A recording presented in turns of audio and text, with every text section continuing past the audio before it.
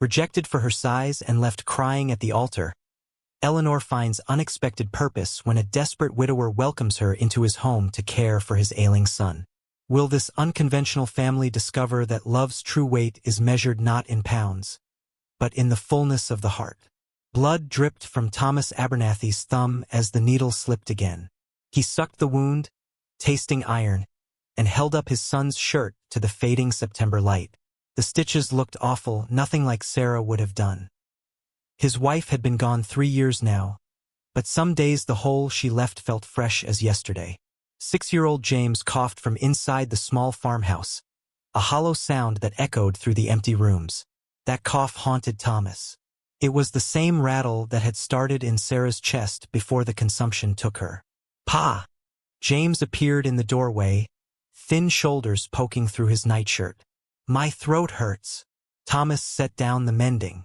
Come here, buddy. He pulled his son onto his lap, feeling the boy's forehead. Too warm.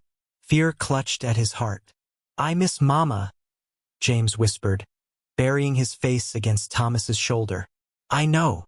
Thomas rocked the child, watching the sunset paint the drought-stricken fields golden. Half his corn had withered under the merciless summer. What remained wouldn't bring enough money to last the winter, let alone pay for medicine if James's cough worsened. Thomas carried James back to bed, tucking the worn quilt around him. Try to sleep. I'll bring you some honey water for that throat. In the kitchen, Thomas splashed water on his face. The mirror above the wash basin reflected a stranger hair graying at 35, eyes hollow with worry. Around him, the house stood quiet and cold. No bread baking, no humming as Sarah worked. Just empty space where happiness used to live. The next morning, Thomas hitched their only horse to the wagon. Mrs. Peterson will look in on you, he told James as he tucked another blanket around him. I need to sell what corn we've got before prices drop lower. Can I come? I'm feeling better. James tried to sit up, but another coughing fit doubled him over. Not today, son. Thomas felt his child's forehead again. Definitely feverish. Rest. That's an order from your commanding officer. He saluted, winning a small smile from James. The 5-mile journey to town stretched before him. Thomas flicked the reins, mind churning with worry. Dr. Williams wanted payment up front now. The last 3 families who'd bought on credit had skipped town when their farms failed. The town of Millfield sat nestled in a valley, church steeple rising above the trees. Once, Thomas had felt pride riding into town. His farm had been prosperous, his wife admired, his future secure. Now he hunched his shoulders against the pitying glances. Morning, Thomas.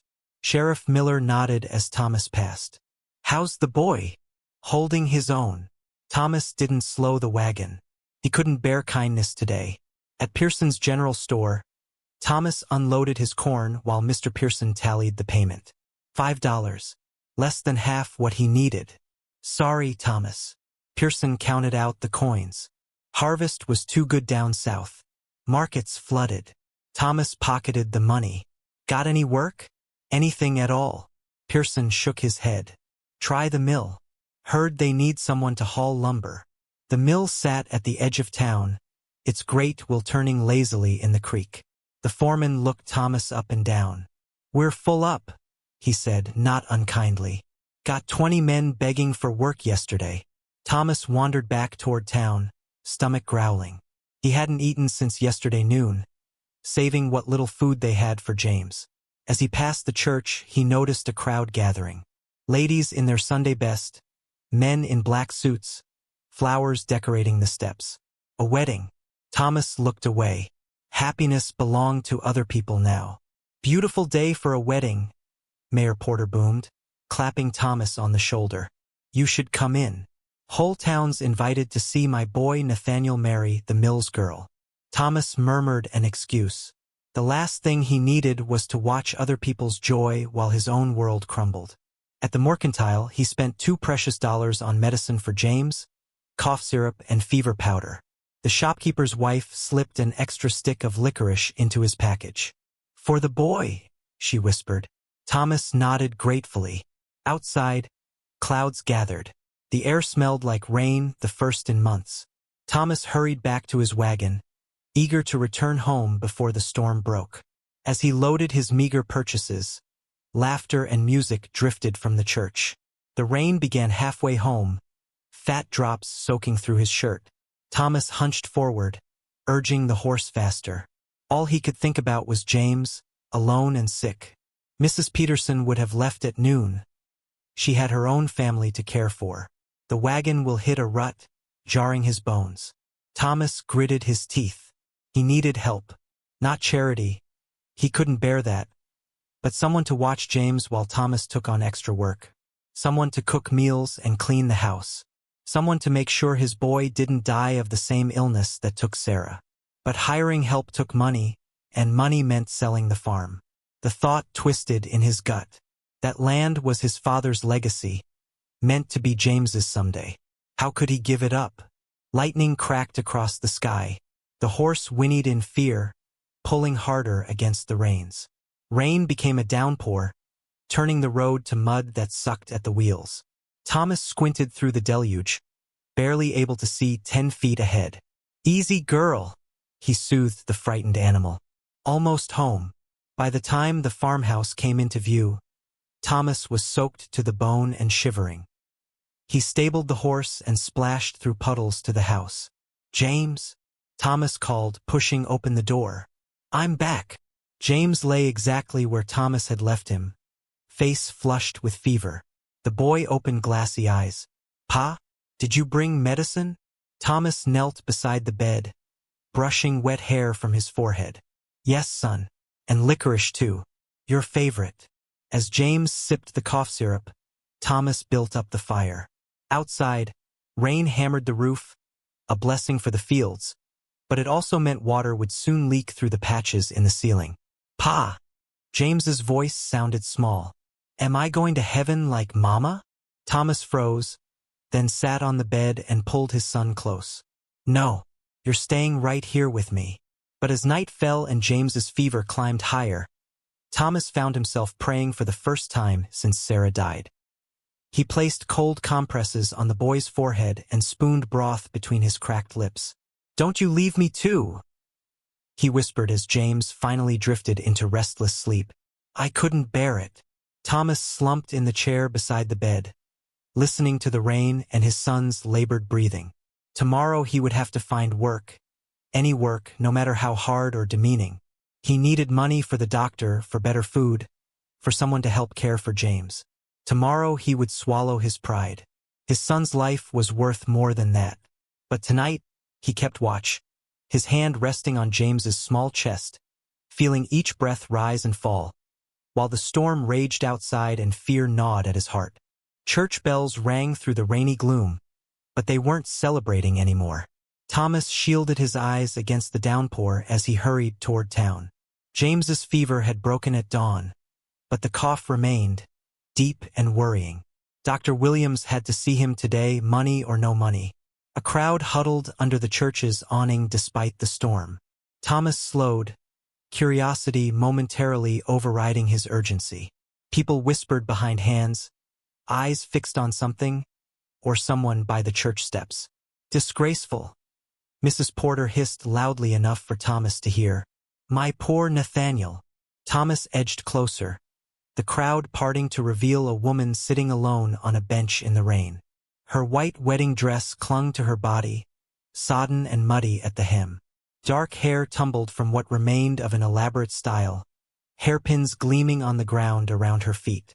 She stared straight ahead, seemingly blind to the rain soaking her to the skin. Thomas recognized her vaguely, Eleanor Mills, who worked at the millinery shop. The mayor's son Nathaniel was supposed to marry her today. "What happened?" Thomas asked the blacksmith's wife. "Nathaniel changed his mind at the altar," she whispered gleefully. "Said he couldn't go through with it. That she was too." She gestured vaguely at Eleanor's ample figure. Thomas frowned. The woman wasn't thin, certainly, but she had a pleasant face with high cheekbones and clear skin. What kind of man abandoned his bride before all these people? Shouldn't someone help her? Thomas nodded toward Eleanor. The blacksmith's wife sniffed. Her sister tried. She wouldn't budge. The crowd began dispersing as the rain intensified. Thomas hesitated, then stepped out from under the awning and approached the bench. "Miss," he stood awkwardly before her. "You're getting soaked." Eleanor Mills raised her head. Her eyes were red-rimmed but dry, as if she'd cried herself empty. "I'm already ruined. A little rain won't matter. At least come under the awning." Thomas held out his hand. Eleanor stared at his calloused palm. "Why do you care? You don't even know me." No one should sit alone in a storm. The simple truth of it hung between them. After a long moment, Eleanor took his hand and allowed him to help her up. The wet fabric of her dress must have added 20 pounds, but she moved with a grace that surprised him. Under the church awning, Thomas shrugged out of his coat and offered it to her. She wrapped it around her shoulders, her wedding dress a sodden mess beneath. "Thank you, Mr. Abernathy." Thomas Abernathy. Recognition flickered in her eyes. "The widower with the boy. I've seen you in town." She pulled his coat tighter. "I'm Eleanor Mills, though I suppose everyone knows that now." A fresh wave of murmurs rose as Nathaniel Porter emerged from the church, his parents flanking him protectively. Eleanor stiffened beside Thomas. "Ellie, please," Nathaniel called, not quite meeting her eyes. "Be reasonable. This is for the best." Eleanor's voice cut like ice. "The best would have been telling me last week, Nathaniel. Not after I put on the dress." Mayor Porter stepped forward. "Now see here, Miss Mills. My son simply realized you weren't compatible. These things happen." "Compatible?" Eleanor's laugh held no humor. "You mean I'm too fat for your family portrait?" The mayor's wife gasped at the crude word. Nathaniel flushed deep red. "That's not it at all," he protested weakly. "It's just, you told Reverend Harper you couldn't bear the thought of looking at me across the breakfast table for the next 40 years, Eleanor said flatly. "Everyone heard you." Thomas felt a surge of disgust. He'd never liked the Porter family much, too proud of their money, too quick to judge others. Now he actively disliked them. "You deserve better anyway," he said quietly to Eleanor. She glanced at him, surprise replacing the hurt in her eyes for just a moment. "Eleanor, dear." Mrs. Porter stepped forward with a strained smile. "We've paid for your dress, of course, and Nathaniel is prepared to provide a small settlement for your disappointment. Keep your money." Eleanor straightened her spine, pulling Thomas's coat closer around her shoulders. "I don't want anything from you." "Don't be foolish, girl," Mayor Porter frowned.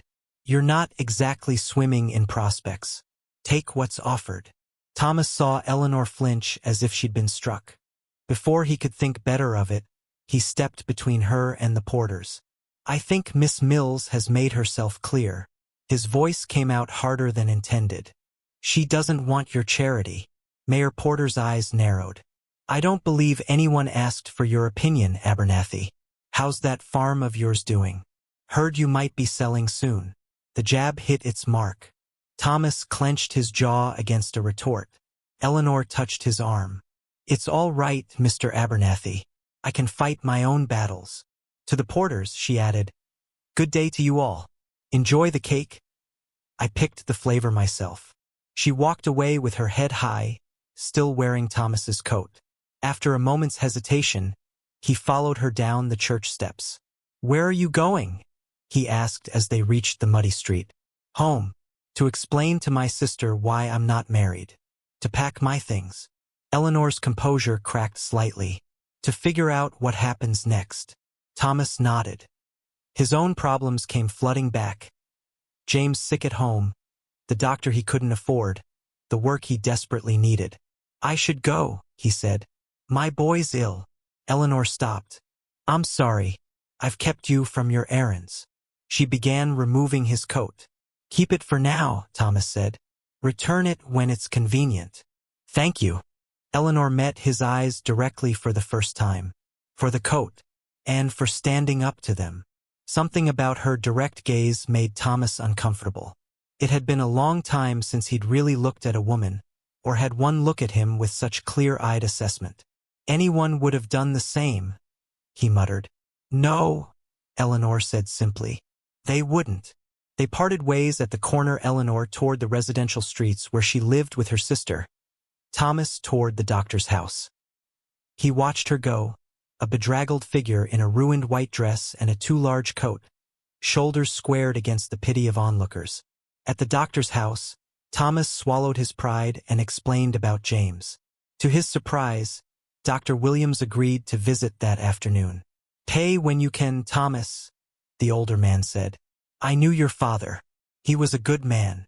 The afternoon brought clearing skies. Thomas worked frantically to patch the roof before the doctor arrived. Inside, he straightened the small house, acutely aware of its shabbiness. The doctor would see the empty pantry, the worn furniture, the clear signs of a household without a woman's touch. Dr. Williams arrived as the sun emerged. He examined James thoroughly while Thomas hovered anxiously. Bronchitis, the doctor pronounced finally. Not consumption, so you can stop looking so frightened. But he needs rest, good food, and someone to watch him when you're working. He packed his bag and fixed Thomas with a stern look. You can't do everything alone, Thomas. You need help. I know. Thomas walked the doctor out. I've been thinking about hiring someone. A housekeeper or a wife. Dr. Williams raised an eyebrow. Thomas shook his head firmly. No, that chapter's closed. The doctor climbed into his buggy. Well, find someone. That boy needs more care than you can give while keeping this farm going. After the doctor left, Thomas sat on the porch steps, mind racing. Hire help with what money? Sell part of the farm? The thought made him sick, but what choice did he have? As dusk fell, a figure appeared on the road, a woman in a plain dark dress, carrying a bundle. It took Thomas a moment to recognize Eleanor Mills without her wedding finery. Miss Mills. She stopped at the bottom of the steps. Mr. Abernathy, I've brought your coat back. She held out the neatly folded garment. You didn't need to walk all this way. Thomas took the coat, noting how clean and pressed it looked. Thank you. Eleanor didn't leave. She stood looking at the farm, the unrepaired fence, the struggling crops, the peeling paint on the house. How is your son? She asked. Better. Doctor came today. Said it's bronchitis. Not. He couldn't finish the sentence. Eleanor nodded. That's good news. She hesitated. Mr. Abernathy, I heard in town that you might be looking for help. Someone to keep house and care for your boy while you work. Thomas stared at her. You're offering? I need a position. Eleanor's voice was matter-of-fact. My sister's husband doesn't want me staying with them indefinitely. And after today, she shrugged. Millfield doesn't have many opportunities for unmarried women, especially ones with my reputation. Thomas struggled to form a response. It wouldn't be easy work. The house is run down. The pay wouldn't be much. I don't need much, just a roof and meals. Eleanor met his gaze steadily. I'm a hard worker, can cook, clean, so I helped raise my sister's children. From inside came the sound of James coughing. Thomas glanced toward the house. People would talk, he said. A single woman living here. People are already talking about both of us. Eleanor smiled faintly. What's a little more gossip? Thomas considered her, not just her appearance, but the quiet dignity with which she held herself despite the day's humiliation. There was a steadiness to her that reminded him of Sarah, though the two women couldn't look more different. I can offer room and board plus $2 a week, he said finally. The back bedroom is small but private. When would you want me to start? Thomas thought of James alone while he worked, of the meals he couldn't cook properly, of the endless lonely nights. Tomorrow, he suggested. If that's not too soon. Eleanor nodded. Tomorrow then. She turned to go, then paused. Mr. Abernathy? I won't disappoint you. Thomas watched her walk away, her figure silhouetted against the sunset. For the first time in months, he felt a small flicker of hope. Inside, James was awake, his eyes bright in the lamplight. Who was that lady, Pa? Thomas sat on the edge of the bed. Miss Mills. She's gonna help us for a while. Cook and clean. Look after you when I'm working. James considered this. Like a ma. No. Thomas tucked the blanket around him. Not like that. Just helping out. Is she nice? Thomas thought about Eleanor standing tall before the porters, refusing their money, walking miles to return his coat. Yes, he said. I think she's very nice. As he doused the lamp, Thomas wondered if he'd made a mistake. A woman he barely knew moving into their home. The town would certainly think so. But watching his son finally drift into peaceful sleep, Thomas couldn't bring himself to regret the decision. Something had to change. They couldn't go on as they had been. Tomorrow would bring Eleanor Mills to their door, with all her complications and the weight of recent scandal. But it would also bring help when they desperately needed it. Sometimes, Thomas thought as he stretched out on his lonely bed, salvation came in unexpected packages. Blood-red sunset painted the sky as Eleanor stood frozen in the doorway of her sister's home. I can't stay here forever, Martha. Her fingers clutched a letter her parents demanding she return home in disgrace. Nonsense, Martha replied, bouncing her fussy baby. Edward doesn't mind. The tight smile on her brother-in-law's face told a different story. 3 adults in a 2-room cottage meant Eleanor slept behind a curtain, listening to whispered arguments each night. I saw a notice at the general store, Martha offered. The schoolteacher needs help with the younger children. Eleanor's stomach twisted. And face 20 sets of curious eyes every day? Children who'll ask why Mr. Porter didn't want me. The next morning, Eleanor trudged to the millinery shop where Mrs. Henderson had offered temporary work. Not as a saleswoman Eleanor's size might discourage customers seeking fashionable accessories, but as a backroom stitcher, hidden from public view. Her needle stabbed fabric with quick, angry jabs. A week had passed since the wedding that wasn't.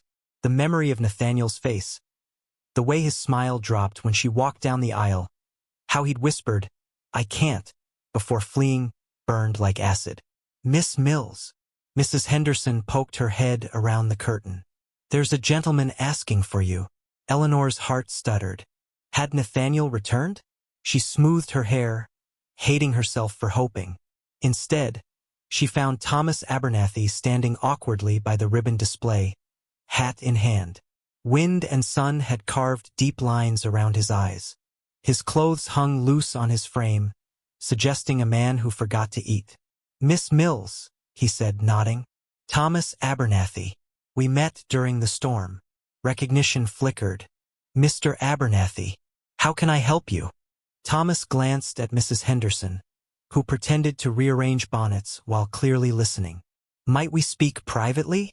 Just for a moment. Outside, clouds gathered above the dusty street. Thomas cleared his throat twice before speaking. My boy's sick. Nothing catching, he added quickly, seeing her alarm. But he needs care I can't give while working the fields. His fingers twisted his hat brim. I need help, Miss Mills. Paid help, of course. Eleanor blinked. You're offering me employment? As what, exactly? A housekeeper. Cook too if you can manage it. I'm not much in the kitchen myself. His attempt at a smile revealed a chipped front tooth. There's a small room off the kitchen. It's not fancy, but it's private. You want me to live in your home? Alone with you and your son? Eleanor couldn't keep the shock from her voice. Thomas's face reddened. It's a proper arrangement. I'll sleep in the barn if that eases your mind. He looked at his boots. Truth is, I'm desperate. James hasn't been right since his mother passed. He needs a woman's gentleness. Why me? Eleanor asked. There must be widows or older girls in town more suited. Because you were kind to my boy that day in the rain, Thomas interrupted. He mentioned it later, said your smile reminded him of his mama's. A lump formed in Eleanor's throat. No one had called her kind since the wedding disaster. They called her pitiful, unfortunate, too big for her own good. People will talk, she whispered. They're already talking about me. Thomas met her eyes directly. Let them talk about us both, then. Later that afternoon, Eleanor sat in Martha's kitchen, explaining the offer. Her sister's face grew pinched with worry. It's not proper, Martha insisted. A single woman living under a widower's roof? You'll ruin what's left of your reputation. What reputation? Eleanor laughed bitterly. The woman too fat for marriage? The burdened sister? At least there I'd be useful. You could wait, Martha suggested. Someone else might come along. Who? The men in this town have seen me rejected. No one wants Nathaniel Porter's leftovers, especially not. She gestured at her substantial figure. Edward entered, overhearing the last exchange. The Abernathy farm's falling apart, he commented. Man can't keep up since his wife died. Fields gone to weeds. House probably a disaster. I'm good at cleaning, Eleanor said quietly. And I can cook well enough. Martha grabbed her hands. But what about your future? Your chance for a family of your own? Eleanor pulled away. That dream died in the church. I need to build something new now. As dusk fell, Eleanor packed her trunk. The same one she'd prepared for her honeymoon. Her wedding dress lay at the bottom, wrapped in tissue paper. She couldn't bear to look at it, but couldn't throw away all those hours of careful stitching either. Martha cried when the wagon came.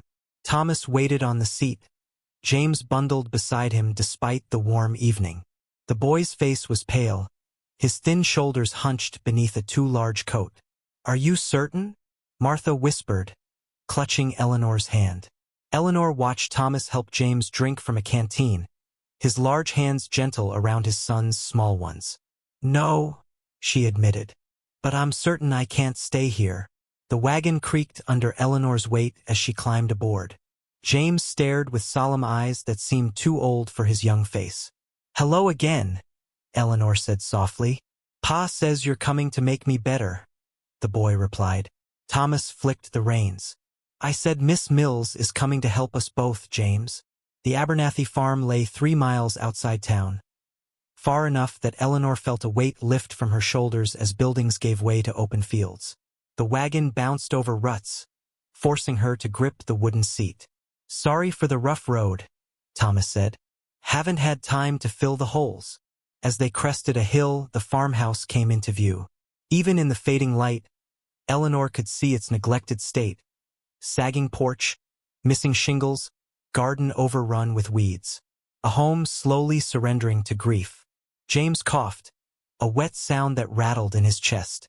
Thomas's face tightened with worry. Has the doctor seen him? Eleanor asked.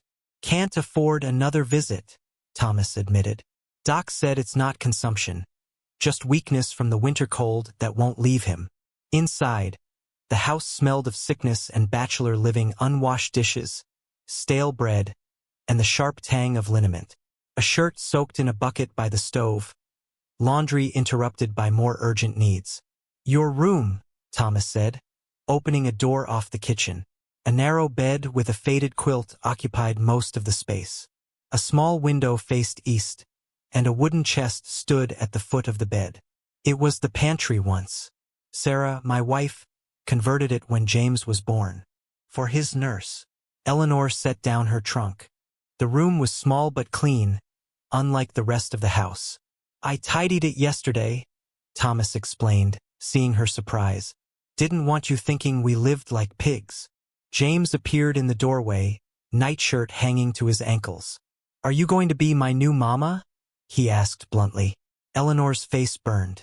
No, dear. I'm just here to help while you get better. She knelt before him, feeling his forehead with the back of her hand. Fever still, though not dangerously high. His brown eyes, so like his father's, studied her face with unnerving directness. You're big, he observed simply. James, Thomas scolded. That's not polite. Eleanor smiled despite herself. Yes, I am. Does that bother you? James shook his head. Mama was small. The fever took her quick. His little hand touched Eleanor's arm. You look strong. Maybe the fever can't catch you. That night, lying in a stranger's house listening to a child's labored breathing through the thin wall, Eleanor wondered if she'd made a terrible mistake. But when James called out in the darkness, she found herself moving without hesitation, a cool cloth in her hand and soothing words on her lips. From the doorway, Thomas watched her comfort his son. Their eyes met across the darkened room. No words passed between them, but something shifted nonetheless, an acknowledgement of shared purpose that felt surprisingly like hope. The knife slipped, slicing Eleanor's finger instead of the apple. Blood dripped onto the kitchen floor, bright red against worn wood. 2 weeks had passed since she'd arrived at the Abernathy farm, and still she felt like a stranger in this grief-shadowed house. "Botheration," she muttered, wrapping her apron around the cut. "Miss Eleanor hurt?" James appeared in the doorway, hair tousled from napping. His cough had improved slightly, though his chest still rattled with each deep breath. Eleanor forced a smile. "Just a small cut. Nothing to worry about." James crossed to her, taking her large hand in his small ones. "Papa kisses hurts better," he informed her solemnly. "Does he now?" Eleanor felt an unexpected warmth spread through her chest. "Well, I think I'll mend just fine with a bandage." Outside, rain pounded the tin roof. Thomas would be soaked when he returned from mending fences in the north pasture. Eleanor added more wood to the stove, determined to have something hot waiting. The pantry had been nearly empty when she arrived. A few potatoes, some beans, half a sack of flour speckled with weevils. Her first trip to town had revealed another problem. The Abernathy's had outstanding debts at the general store, and Mr. Willard had been reluctant to extend further credit. Eleanor had used her first week's earnings to purchase essentials, ignoring Mr. Willard's raised eyebrows when she explained whose household she was supplying. "Miss Eleanor?" James tugged her skirt. "Can I help?" She nodded, pulling a chair to the counter. "You can stir while I chop." Working together, they prepared a thick stew with the last of the salt pork. James chattered about frogs and cloud shapes and a pony he'd seen once at the county fair. His words tumbled over each other, as if he'd stored them up during the silent months after his mother's death. The front door banged open. Thomas stomped in, streaming water. His eyes widened at the sight of his son perched on a kitchen chair, face flushed with excitement rather than fever. "We're making stew, Papa," James announced. "I helped." Thomas's gaze moved from his son to Eleanor, confusion and something else, gratitude, perhaps, flickering across his weathered face. "Thought you'd be wet and hungry," Eleanor explained, suddenly self-conscious under his steady gaze. "There's coffee too." "Coffee?" Thomas hung his dripping coat by the door. "Haven't had proper coffee since Sarah died," Eleanor silently finished. The woman's absence hung in every corner of the house, the faded square on the wall where her portrait once hung, the neglected flower beds she'd once tended, the mending pile grown mountainous without her needle. "James, fetch your father a dry shirt," Eleanor directed, turning back to her cooking. The boy scrambled off his chair, eager to help. Alone in the kitchen, Thomas cleared his throat. "You've done more than expected, Miss Mills." Eleanor stirred the stew, not meeting his eyes. "Idle hands invite the devil. Is that why you're scrubbing floors at dawn? Planting a vegetable patch when James naps? Mending shirts I'd planned to use as rags?" His voice held no accusation, only wondering. Eleanor shrugged. "I need to earn my keep." "You already do with James." Thomas stepped closer. "He's different with you here. More himself." She glanced up, surprised by the emotion in his voice. Thomas Abernathy wasn't a man who revealed himself easily. 2 weeks under his roof, and she still knew little more than when she'd arrived. "He's a good boy," she said. "Smart too. He should be in school." Thomas's face closed. "The schoolhouse is 3 miles away. Too far for him to walk in his condition." "I could teach him," Eleanor offered. "I finished 8th grade. Know my letters and sums well enough." Before Thomas could answer, James returned, a faded blue shirt clutched in his hands. "I found the one with no holes, Papa." Over supper, James dominated the conversation, appetite and spirits equally improved. Eleanor noticed Thomas watching his son with a mixture of joy and disbelief, as if witnessing a miracle. Later, with James asleep and dishes washed, Eleanor sat by the fire darning socks. Thomas entered quietly, a small wooden box in his hands. "Found this in the shed," he said, placing it on the table between them. Thought you might have use for it. Eleanor opened the box to find sewing notions, buttons, ribbons, thread in a rainbow of colors, delicate scissors with carved handles. Sarah's, Thomas explained, seemed a waste, them sitting unused. Eleanor gently closed the lid. I couldn't possibly. Please. His voice roughened. She would have wanted them used by capable hands. The following days established a rhythm. Eleanor rose first, lighting fires and starting breakfast before Thomas headed to the fields. Mornings found her and James bent over a worn primer, the boy's finger tracing letters while she encouraged his progress. Afternoons were for household tasks, scrubbing floors, beating rugs, preserving the early garden harvest. By October's end, changes showed throughout the farmhouse. Curtains appeared in windows long left bare. The mending pile dwindled. Jars of pickled beans lined newly scrubbed shelves. James's nighttime coughing fits grew less frequent, thanks to Eleanor's herbal teas and chest compresses. Most noticeable was the transformation in James himself. Color returned to his cheeks. He gained weight, his thin frame filling out under Eleanor's careful feeding. His solemn demeanor gave way to childish enthusiasms, collecting interesting rocks, constructing elaborate stories about barn cats, begging for one more tale before bedtime. These evening story sessions became a cherished ritual. Initially, Thomas would disappear to the barn during these times. Gradually, however, he began lingering in the doorway, then sitting on the floor just inside the room, and finally claiming the rough wooden chair beside his son's bed. Your voice changes when you read, he observed one evening as they left James's room. Gets all soft and musical-like. Eleanor blushed. My father read to us each night. 6 children crowded around one book. I try to do the voices like he did. You do them well. Thomas paused at the foot of the stairs. Better than I manage. Eleanor sensed his guilt. You've been keeping this farm together alone, she said gently. That's no small thing. Their eyes held for a moment longer than customary. Thomas looked away first, mumbling about checking the animals before turning toward the door. November brought first frost and with it the butchering. Eleanor hadn't expected to be included in this masculine domain, but Thomas appeared in the kitchen doorway at dawn, face questioning. Ever helped with hog butchering? He asked. Eleanor nodded. My father raised us all to be useful, daughters and sons alike. Together they worked through the crisp morning, transforming a fat hog into winter provisions. Eleanor's strong hands proved adept at the sticky, bloody business. Thomas watched with undisguised appreciation as she expertly salted hams and mixed sausage seasonings. Most women would have stayed inside, he commented as they cleaned up afterward. I'm not most women, Eleanor replied without thinking. Thomas's quiet no, you certainly aren't warmed her more than the steaming wash water.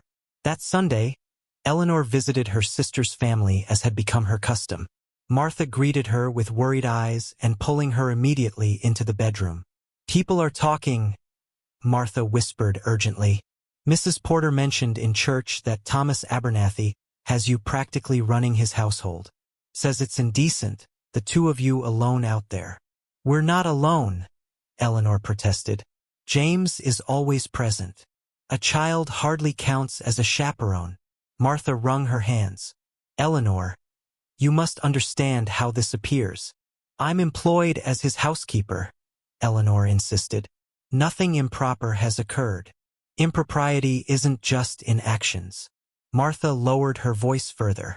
It's in possibilities, in temptations under one roof. Eleanor's face heated. Thomas Abernathy remains devoted to his deceased wife's memory. He has shown me nothing but proper respect. But later, walking back to the farm through golden afternoon light, Eleanor examined her own feelings with uncomfortable honesty. She'd begun anticipating Thomas's return from the fields each evening, found herself noticing details, the gray threading through his dark hair, the rare sound of his laughter when James said something unexpectedly funny, the gentleness of his large, work-roughened hands. Foolishness, she murmured to herself. Pure foolishness. That evening, Thomas found her on the porch, mending by the last daylight. "You've been quiet since returning from your sister's." Eleanor kept her eyes on her needle. "Mrs. Porter visited the millinery shop Friday. Told Mrs. Henderson you were taking advantage of my situation. That no respectable household would have a jilted woman under their roof." Thomas's jaw tightened. "Since when are the Porters the keepers of respectability?" "Since always in this town." Eleanor set down her mending. "Perhaps I should leave. I've saved some wages. Could find a position in the city." "And leave James?" Thomas's voice sharpened. "Leave," he stopped abruptly. "We've come to rely on you," he finished softer. "That's the problem," Eleanor admitted. "I've come to rely on you both as well." She twisted the thimble on her finger. "I never expected to feel at home here." Thomas stared across the darkening fields. Before Sarah died, this place felt alive.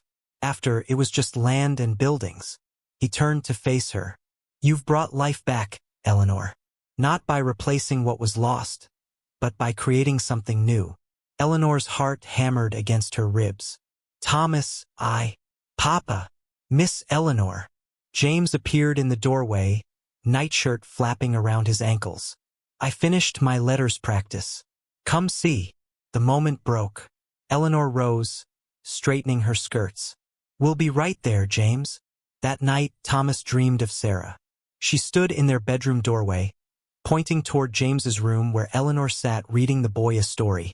In the dream, Sarah smiled not in sadness or resignation, but with approval. He woke with tears on his cheeks and a knot in his throat that felt suspiciously like hope. The scream woke Thomas in the dead of night. He bolted upright, heart hammering. It came again. "James." Thomas grabbed his shotgun and raced down the hall in his nightclothes. He found Eleanor already there, cradling his son.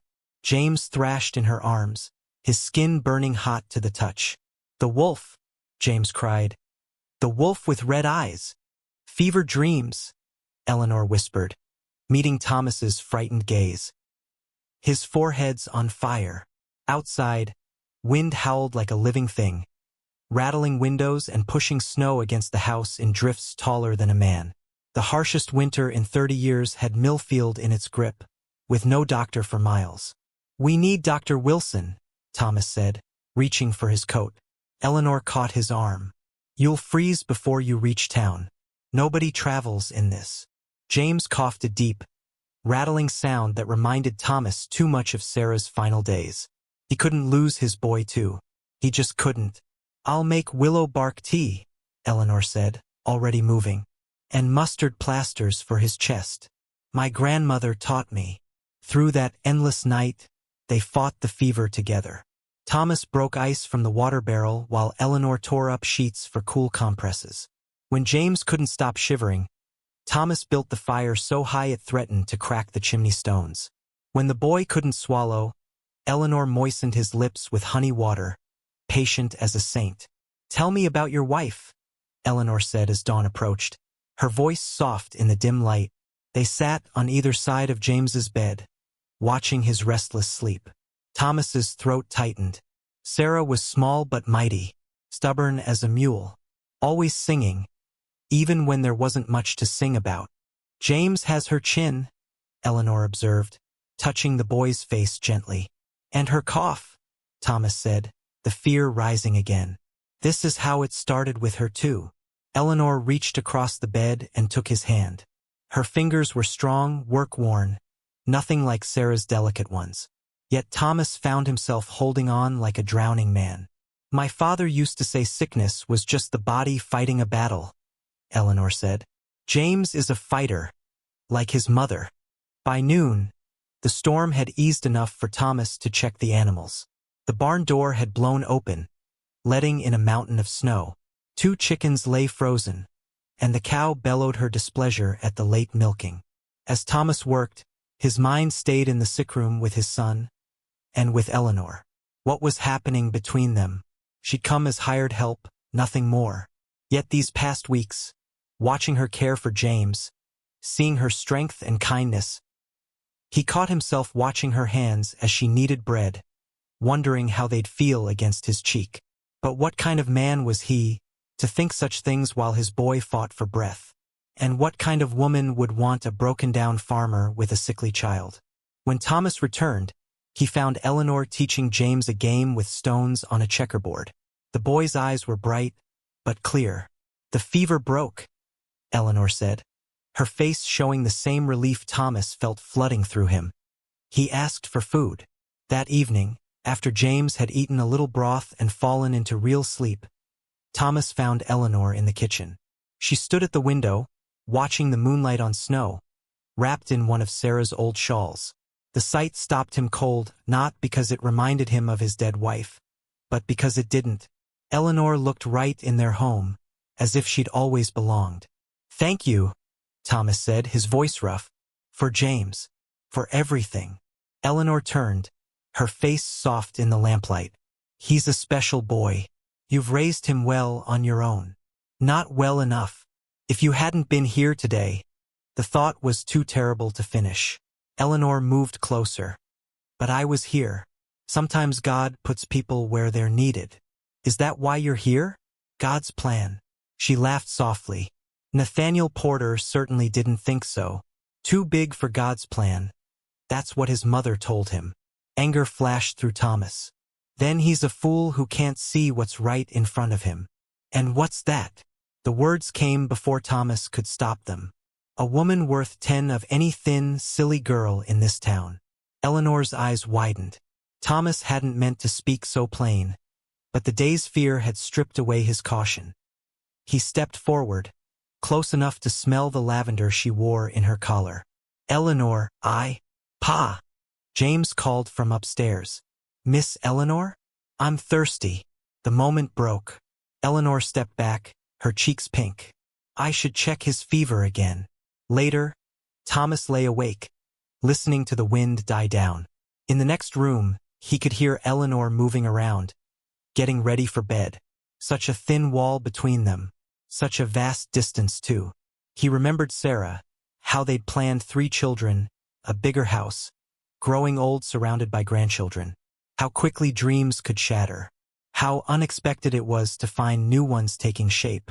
Just before dawn, the sound of sleigh bells woke him. Pulling on his coat, Thomas found Reverend Harper at the door, shovel in hand. "Came to check on outlying families," the Reverend explained, stomping snow from his boots. "This storm's taken 2 over in Hanceville. Thought I'd see if you needed anything." Thomas invited him in for coffee.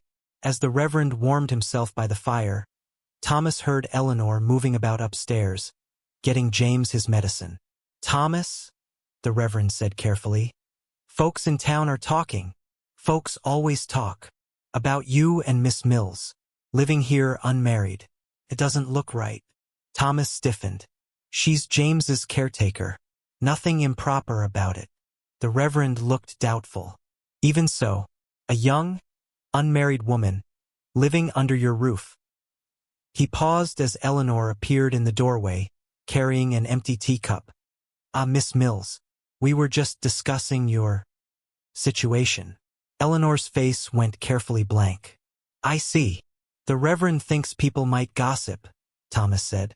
"People have gossiped about me since I was 12 and grew too big for my dresses," Eleanor replied with a calmness that impressed Thomas. "I'm used to it." "Nevertheless," Reverend Harper continued, "appearances matter, for the boy's sake if nothing else." Before either could respond, they heard a crash from upstairs, followed by James's cry. All 3 rushed up to find the boy had tried to get out of bed and collapsed, knocking over the washstand. As Eleanor gathered James back into bed, Thomas saw the moment the Reverend noticed the genuine care between them. Not just employer and employee, but something deeper. Reverend Harper pulled Thomas aside. "I came about more than just checking on you," he admitted. "The widow Collins asked about you. She's looking to remarry, has a tidy sum put aside. Proper match for a man in your position." Thomas watched Eleanor singing softly to James, her hand cool against the boy's forehead. "I'm not interested in the widow Collins." The Reverend followed his gaze, then shook his head. She was left at the altar, Thomas. There's a reason for that. Think about James's future. But Thomas was thinking about James's smile when Eleanor read to him. About the way the house felt like a home again. About the brush of her hand against his when they worked together. After the Reverend left, Thomas found Eleanor in the kitchen, angrily kneading bread dough. "He had no right to talk about you that way," Thomas said. "He's right, though," Eleanor said, not looking up. "People will always talk. I shouldn't have come here." "I'm glad you did," Thomas said simply. She finally met his eyes. "Why?" "Because," Thomas began, but the words stuck in his throat. Just then, a sound at the window made them both turn. There stood Nathaniel Porter, peering in at them. When he saw them watching, he quickly backed away. Thomas rushed outside. "Porter, what are you doing on my property?" Nathaniel looked embarrassed but defiant. "My mother sent me to see if the rumors were true." "What rumors?" "That Eleanor's living here, playing house with you and your boy," he sneered. "Guess she found someone desperate enough after all." Thomas's fist connected with Nathaniel's jaw before he even realized he'd thrown the punch. The younger man sprawled backward into the snow, blood on his lip. "Get off my land," Thomas growled. "And tell your mother the next time she sends a spy, I won't be so gentle." When Thomas returned inside, his knuckles throbbing, he found Eleanor watching him with wide eyes. "You shouldn't have done that. The Porters practically own this town." "I don't care if they own the whole state," Thomas replied, his voice shaking. "Nobody talks about you that way. Not anymore." Eleanor stared at him for a long moment, then slowly reached up to touch his cheek. "Nobody's ever fought for me before." Outside, thick clouds began spitting fresh snow, promising another storm. But inside the Abernathy kitchen, something warm and hopeful bloomed between two people who'd given up on finding love again. "Look at them, whispering like we can't hear," James said, tugging at Thomas's sleeve as they entered the church. Every head turned, every conversation stopped. The Abernathy family had become Millfield's favorite topic since Nathaniel Porter returned home with a bloody lip. Thomas squeezed his son's shoulder. "Heads up, boy. We've done nothing wrong." But his heart sank when he spotted Eleanor already seated with the unmarried women, her Sunday best tight across her shoulders, the only dress she had that wasn't black or gray. Mrs. Porter had made sure no new fabric was sold to her at the general store. "Not in your size, dear," she'd said with false sweetness. Eleanor didn't look their way as they passed, but Thomas saw how she clutched her Bible, knuckles white with tension. Reverend Harper took the pulpit, his gaze sweeping the congregation before settling on Thomas. "Today, we examine the sin of impropriety," he began, voice booming. "Even those bearing the weight of disappointment must not seek comfort in arrangements that defy God's natural order." James whispered, "Is he talking about us, Pa?" Thomas couldn't answer. The sermon felt endless, pointed references to household purity and temptations of the flesh that made the congregation shift uncomfortably. "Those who invite scandal," Reverend Harper continued, "place not only their own souls at risk, but the innocent children in their care." Thomas felt his face burn. This wasn't just town gossip anymore. This was his son's future, their place in the community that sustained them. After the final hymn, Thomas waited for Eleanor by the door, ignoring the stares. When she appeared, her eyes were red-rimmed but her chin was high. "You should have sat with us," Thomas said quietly. "And give them more to talk about?" Eleanor shook her head. "I heard Mrs. Porter arranged a dinner for you to meet the widow Collins." Before Thomas could respond, Mrs. Porter herself approached, her smile sharp as a new blade. "Mr. Abernathy, how wonderful to see James back in good health." She bent toward the boy with exaggerated concern. "We were all so worried when we heard about his fever." "Miss Eleanor made me better," James declared. "She knows special medicine and reads to me every night. She's teaching me big words too." Mrs. Porter's smile tightened. "How educational." Though one wonders what example certain arrangements set for impressionable young minds. Her gaze flicked dismissively over Eleanor. Perhaps, Mr. Abernathy, you might consider more suitable influences? I've taken the liberty of mentioning you to Widow Collins. A respectable woman, with her own house in town. Thomas felt anger rise in his throat, but before he could speak, Eleanor stepped forward. What arrangement would that be, Mrs. Porter? Her voice was calm, but carried across the church steps. Heads turned. Your son made his opinion of my suitability quite clear at the altar. Mrs. Porter's face flushed scarlet. My Nathaniel deserves a wife who doesn't take up too much space? Eleanor finished. Who fades into the background? Well, perhaps you're right. She knelt beside James, placing a hand protectively on his shoulder. But this child deserves someone who will stand firmly in his corner, however much room she occupies.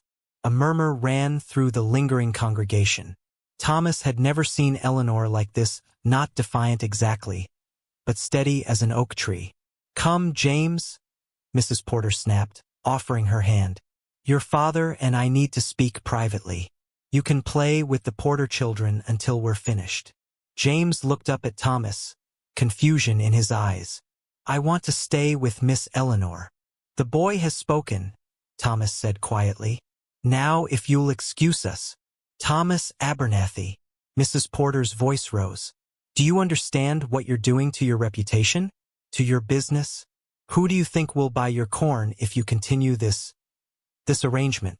A crowd had gathered now, including Nathaniel Porter, his jaw still bruised from Thomas's fist. Beside him stood a thin, pinch-faced woman Thomas recognized as the Widow Collins. My brother won't need your business, came a new voice. Thomas turned to see his brother Daniel pushing through the crowd. The Abernathy's have been farming this valley since before your husband bought his way into town, Mrs. Porter.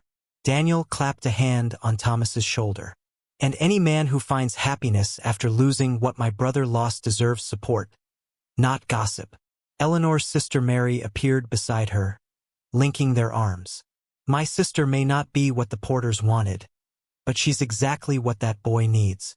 Anyone with eyes can see it. Thomas felt a surge of gratitude for their families, stepping up when it mattered. But Mrs. Porter wasn't finished. Reverend Harper, she called. Tell them this living arrangement is sinful. The Reverend looked uncomfortable, caught between his wealthiest parishioner and an increasingly supportive crowd. Well, he hedged. Appearances are important, but so is Christian charity.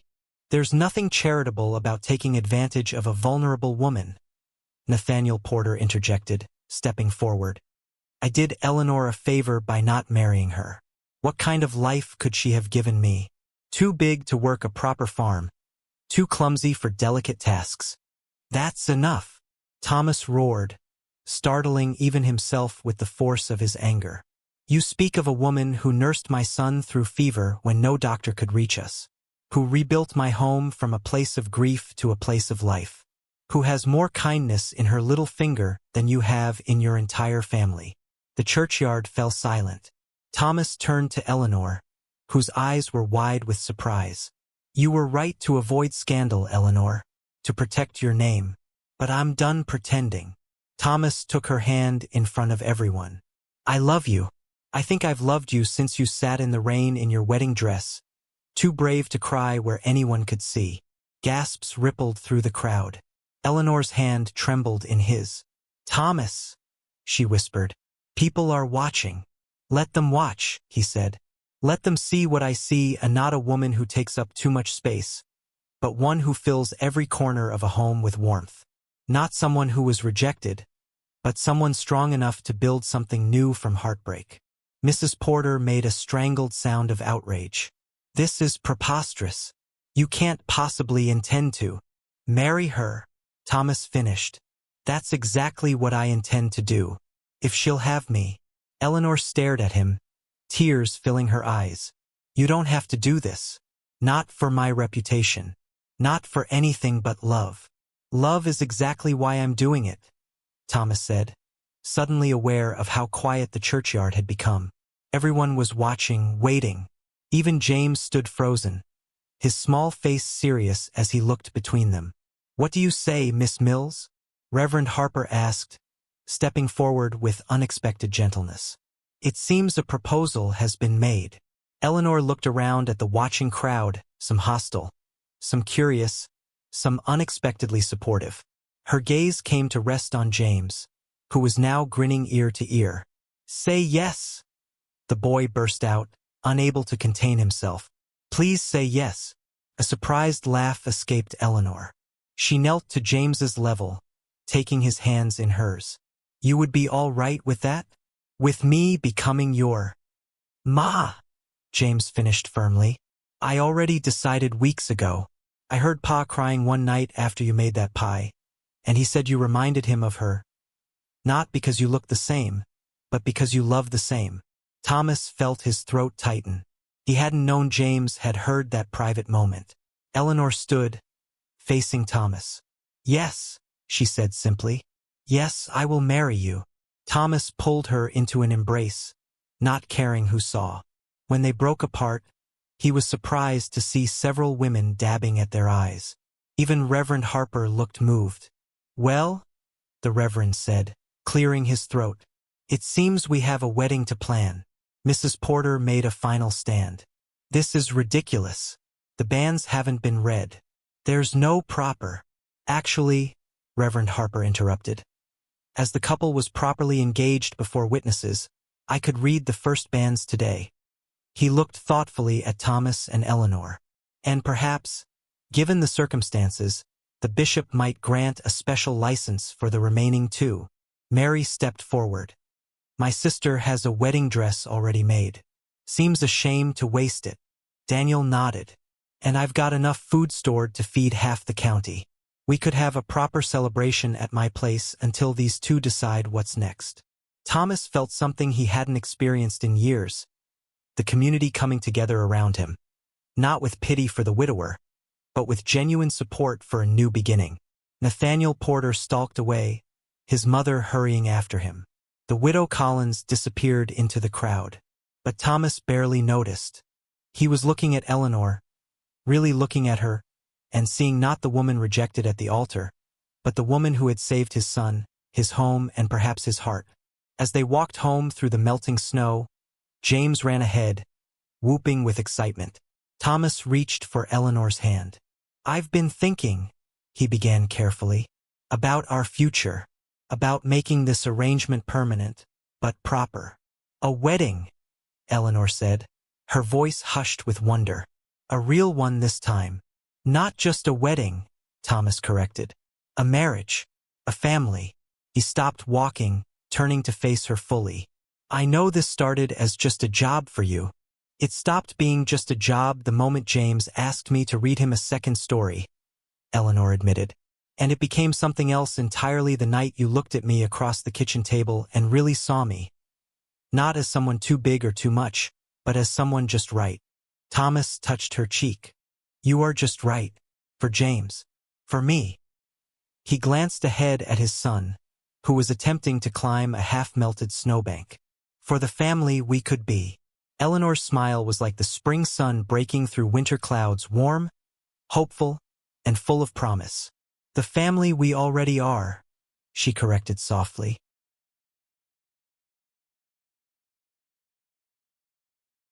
The sharp crack of ice breaking on the creek signaled spring's arrival. Thomas stood knee-deep in mud, fixing fence posts damaged by winter storms. His mind wasn't on the task. Today, he would ask Eleanor a question that had kept him awake for weeks. James raced across the muddy yard, boots splashing through puddles. "Miss Eleanor made hot cross buns. She says they're special for Easter." Thomas ruffled his son's hair. "Does she now?" The boy looked healthier than he had in years, cheeks pink, eyes bright. No cough had troubled him since February. "She let me knead the dough myself," James announced proudly, displaying flour-dusted hands. "And she's teaching me my letters. I can write my whole name now." In town, whispers followed Eleanor like shadows. Thomas heard them when he delivered eggs to the general store. Living under his roof all winter, Mrs. Porter had sniffed to her friends. The boy might be fooled, but we all know what sort of arrangement that is. The storekeeper, Mr. Collins, had leaned across the counter after the ladies left. "Don't mind them, Thomas. Folks need something to talk about after being cooped up all winter." He lowered his voice. "But you might want to consider making things proper, for the ladies' sake." Now, washing up for supper, Thomas watched through the window as Eleanor hung laundry on the line. The evening sun caught in her auburn hair. She sang something soft and sweet to herself, a lullaby she often used to soothe James to sleep. "Pa!" James appeared at his elbow. "Is Miss Eleanor going to stay forever?" Thomas dried his hands carefully. "Would you like that, son?" James nodded eagerly. "She makes the nightmares go away, and she doesn't get mad when I spill things." He looked down, scuffing his toe against the floorboard. "She's not like Mama, but she hugs me when I'm sad." Thomas's heart squeezed. "Your mama would like that." That night, after James was asleep, Thomas took out the small wooden box he kept beneath his bed. Inside lay Sarah's silver locket, the one good piece of jewelry she'd owned, passed down from her grandmother. He'd nearly sold it during that terrible winter after her death, when James had been so sick and the doctor's bills mounted. Something had stopped him. Eleanor knocked softly on his open door. "James is asking for a glass of water. I think he's just trying to stay up later." She paused, noticing the locket. "That's beautiful." Thomas gestured for her to enter. It was Sarah's. He hesitated. "Eleanor, there's something I need to ask you." Her eyes widened, one hand automatically moving to smooth her skirt, a nervous habit he'd come to recognize. "Yes, people are talking about us." Her shoulders slumped slightly. "I know. Mrs. Porter made sure I heard every word when I was at the mercantile yesterday." "Does it bother you?" Thomas asked. Eleanor sank onto the edge of the bed. "Not for my sake, but for James, and for you." She met his eyes directly. "Your standing in the community matters. Your farm, your business dealings. I don't want to be the cause of trouble." "That's not what I'm asking." Thomas took a deep breath. "What I mean is, would it bother you to make their gossip meaningless by becoming my wife?" Eleanor's hand flew to her mouth. "Thomas, you don't have to." "I'm not asking from duty," he interrupted, "or to quiet gossip, though it would." He moved to kneel before her, taking her hands in his. "I'm asking because this house became a home again when you walked through the door. Because James needs you. Because his voice caught. Because I need you too." Tears spilled down Eleanor's cheeks. "You know what happened last time, what people said." "I'm not Nathaniel Porter," Thomas said firmly. "And thank God for that." A small laugh escaped her. "But what about Sarah? I could never replace." Thomas opened the locket, revealing a small portrait of James as a baby. "Sarah will always be part of us. I'm not asking you to replace her." He reached into his pocket and pulled out a small pair of scissors. "May I?" Confused, Eleanor nodded. Thomas carefully snipped a small lock of her auburn hair. Then, opening a tiny drawer in the wooden box, he removed a thin strand of blonde hair, Sarah's. With fingers that trembled slightly, he twisted the two locks together, then took a thread from his shirt cuff, one Eleanor had mended the week before. He wound it around the intertwined hair and placed it carefully in the locket opposite James's picture. "We carry what came before," he said simply, "and we move forward, together, if you'll have us." Eleanor stared at the locket, then at Thomas. "Yes," she whispered. "Yes, I will." The next morning, Thomas rode into town before dawn. By midday, he'd spoken with the Reverend, purchased a simple gold band from the jeweler, and sent a telegram to his brother in Springfield. Eleanor's sister Martha arrived that evening, summoned by a message Thomas had left at the millinery. "Well," Martha said, surveying the farm kitchen with raised eyebrows, "this is unexpected." Eleanor twisted her hands in her apron. "I know it seems sudden." "Sudden?" Martha laughed. "Sister, I've been expecting this since Christmas. The way Mr. Abernathy looked at you when you weren't watching." She squeezed Eleanor's hands. "Mother would be pleased.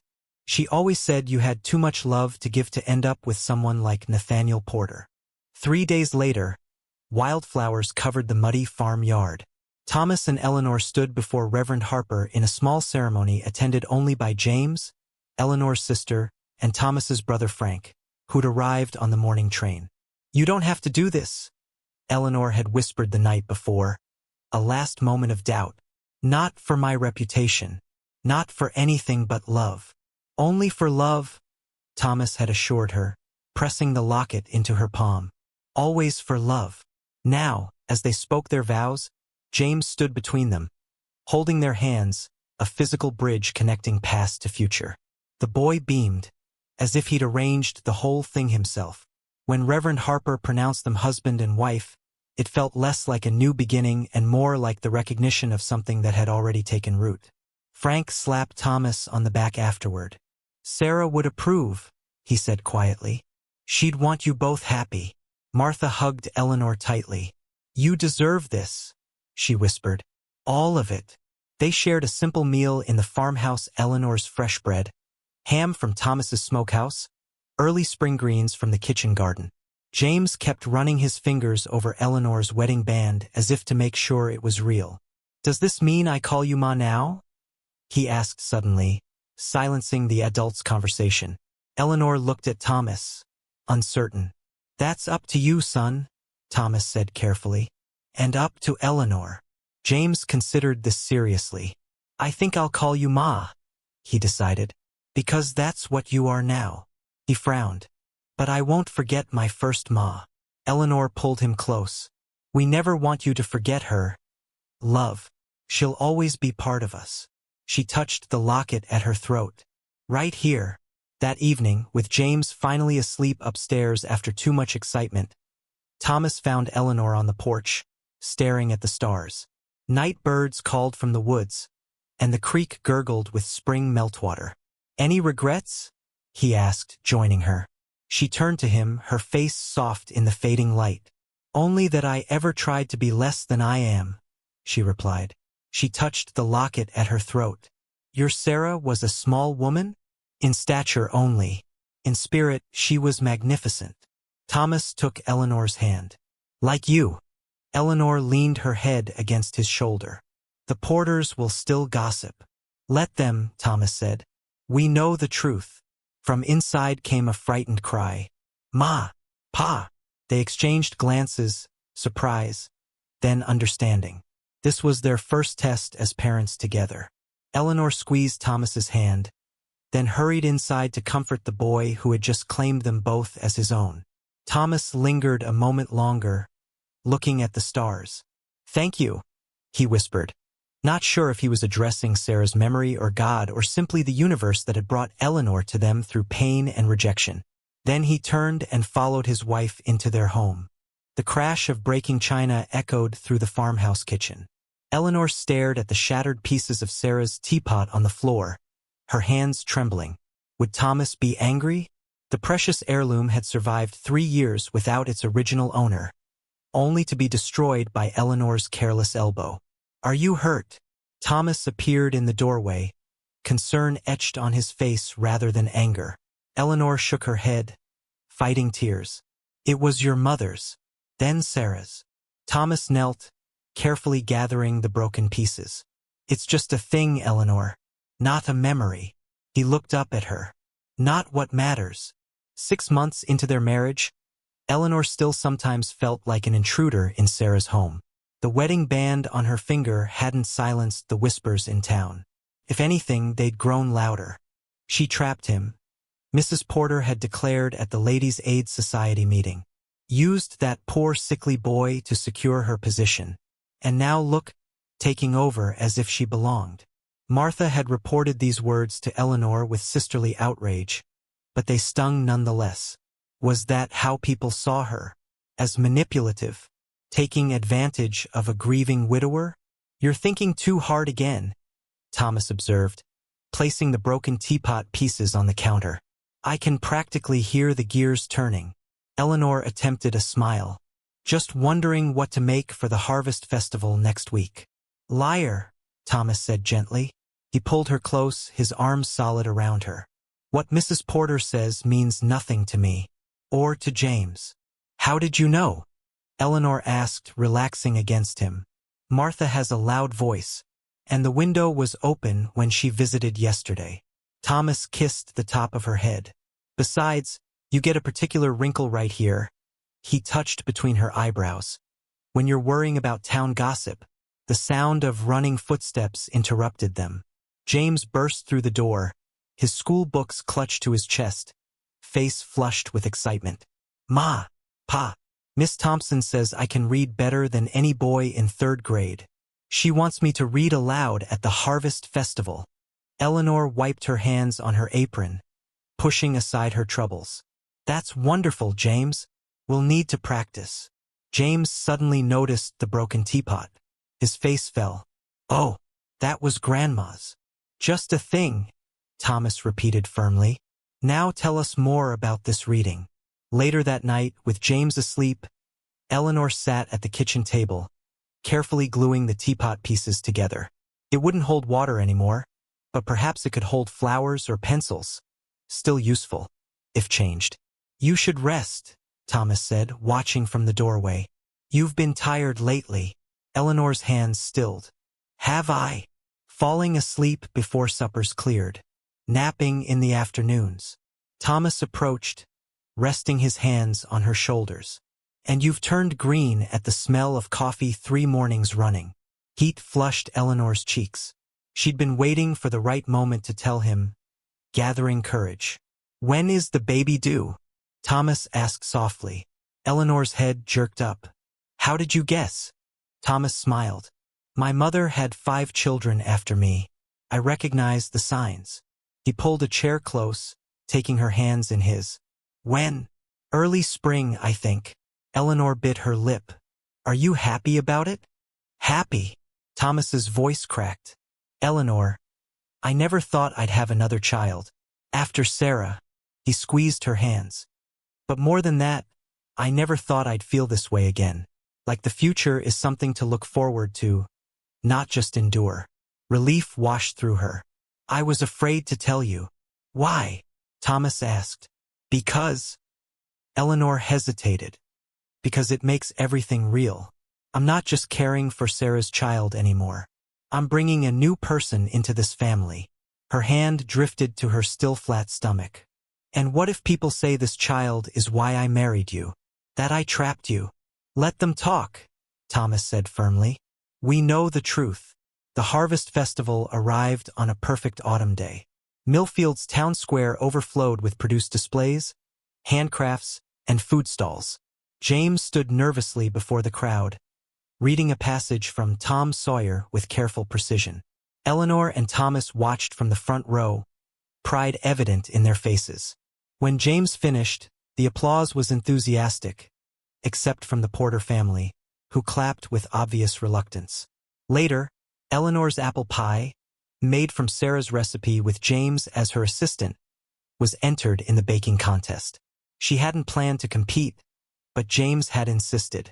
Ma's pie is the best, he told everyone who would listen. Better than Mrs. Porter's, even.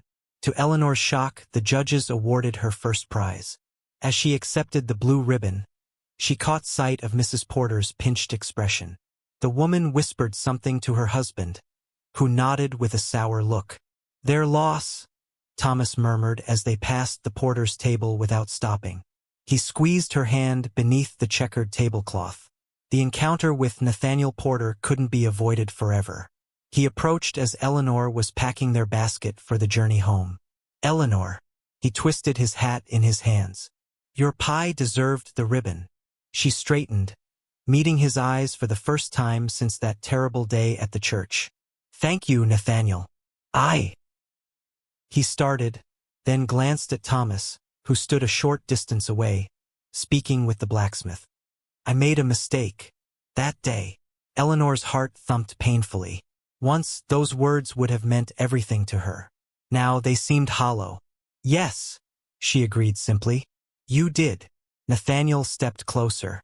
If things were different. But they're not, Eleanor interrupted. And I thank God for that every day.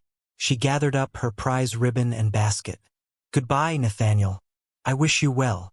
As she walked away, she felt lighter somehow. as if she'd set down a heavy burden she hadn't realized she was still carrying. The 3-mile journey home stretched before them as the sun began to set. James ran ahead, chasing the first fireflies of the evening. Thomas and Eleanor followed more slowly, their hands linked. "You're different," Thomas observed. "Since talking with Porter." Eleanor nodded. "I finally realized I'm exactly where I'm supposed to be." She paused. "For so long, I thought being rejected by him was the worst thing that could happen to me. Now I see it was the best." Thomas watched her carefully. "Still, it couldn't have been easy, facing him." "Easier than I expected." Eleanor smiled. "He seems smaller somehow." They walked in companionable silence for a time. Eleanor moved with unexpected care, one hand resting protectively over her midsection as they navigated a rough patch of road. "When were you planning to tell me about the baby?" Thomas asked gently. Eleanor's eyes widened. "But I did tell you. Last week." "When?" "Not me," Thomas laughed, pointing ahead. "James. He's been watching you like a hawk lately, asking me why you're sick in the mornings." "Oh!" Eleanor's hand flew to her mouth. "I didn't realize he'd noticed." "Nothing escapes that boy." Thomas's expression grew serious. "How do you think he'll take the news?" Eleanor considered this. "He might be worried at first, about sharing our attention." She squeezed Thomas's hand. "But he has such a big heart. I think he'll be a wonderful big brother." "We'll tell him tonight," Thomas decided. Together, as they crested the hill, their farmhouse came into view, golden in the setting sun. James had already reached the front gate and was jumping up and down, waving for them to hurry. "Look!" he shouted, pointing skyward. "The first star." Thomas noticed Eleanor moving more carefully as they climbed the hill. "Are you feeling all right?" "Just tired. And a little queasy." She smiled ruefully. "Your mother must have been a strong woman, to have 5 children after you." "She was," Thomas agreed, "though not as strong as the woman beside me now." Eleanor's eyes filled with sudden tears. "I was afraid," she admitted, "that there might be too much of me to love." Thomas stopped walking, turning to face her fully in the fading light. "There has never been enough of you," he said firmly. "Every day I discover something new to cherish." Above them, more stars appeared in the darkening sky. James raced back down the hill to meet them, unable to contain his excitement about his reading success and the blue ribbon. "Can we hang it in the kitchen?" he asked breathlessly. "Right where everyone can see it when they visit?" "Of course," Eleanor assured him. "It's your achievement too." James beamed, then grew serious. "I told Johnny Porter that you're a better ma than his ma." He looked worried suddenly. "Was that wrong to say?" Eleanor exchanged glances with Thomas. "It's not kind to compare people that way," she said carefully. "Mrs. Porter is doing her best, just as I am." James considered this. "But you are the best," he insisted. He reached for her hand. "And Pa thinks so too." As they approached the house, James ran ahead to light the lamps. Eleanor paused at the garden gate, suddenly overcome. "Do you think Sarah would mind?" she asked, so softly Thomas almost missed it. "That I'm helping raise her son? That there will be another child?" Thomas looked at the silhouette of their house against the twilight sky. No longer a place of dust and grief, but a home alive with possibility. Windows glowed with welcoming light as James moved through the rooms. "I think she would recognize love in all its forms," he answered, "and know that worth isn't measured by what others see, but by how completely one heart recognizes another." Eleanor touched the locket that still hung around her neck, then reached for Thomas's hand. Inside, they could hear James talking to himself as he set the table for supper, practicing the words he would use to read his next school assignment. "He calls me Ma now without even thinking about it," Eleanor marveled. "As if I've always been here." "In the ways that matter, perhaps you have," Thomas said. "We were waiting for you without knowing it." James appeared in the doorway. "Are you coming?" "I'm hungry as a bear." Eleanor laughed. "Growing boys always are." She exchanged a meaningful look with Thomas. especially big brothers. James's brow furrowed. I'm not a big brother. Not yet, Thomas said gently, placing his hand over Eleanor's on her stomach. But by spring you will be. James's eyes widened as understanding dawned. Really? A baby brother? Or sister? We won't know which until they arrive, Eleanor explained. James whooped with excitement, then rushed to hug Eleanor carefully. I'll be the best big brother ever. I'll teach them everything. He paused, looking up at her with sudden seriousness. The baby won't mind that I'm what, James? Eleanor prompted when he hesitated. That you're not their real ma, like you're not my real ma. The words hung in the air. Thomas started to correct him, but Eleanor raised her hand slightly. James, she said, kneeling to his level despite her tiredness. Families are made in many ways, some by birth, some by choice, but they're all real. She touched his cheek gently. I may not have given birth to you, but I am really, truly your mother in my heart. And I will be this baby's mother too. James considered this, then nodded decisively. That makes sense. He patted her stomach. Baby, you're lucky. Our ma gives the best hugs, and she never gets mad when you spill milk, and she can fix anything that's broken. Thomas's throat tightened as he watched them. Come on then, he said, his voice rough with emotion. Let's get supper on the table. James tugged them both toward the house, eager to be home. Together they walked toward the waiting house, three shadows merging into one as they crossed the threshold. A family measured not by convention but by the fullness of their love.